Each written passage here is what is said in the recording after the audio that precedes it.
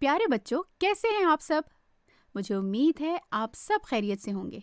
آئیے سنتے ہیں نئی حرف کہانی۔ ایک جنگل میں ظالم بلی رہتی تھی۔ وہ ہر کسی کو ڈرا دیتی تھی۔ جنگل کے سب جانور اس سے خوفزدہ تھے۔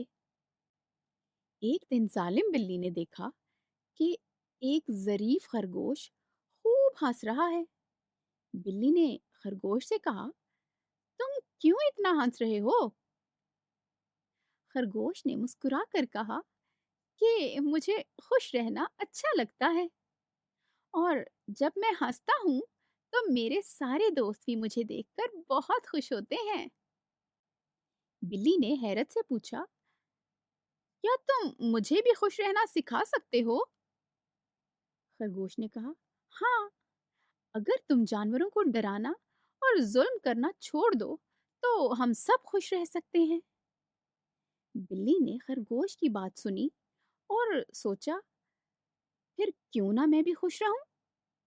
اس کے بعد بلی نے اپنی تمام ظالماتیں چھوڑ دیں اور جنگل میں سب کے سب خوش ہو گئے۔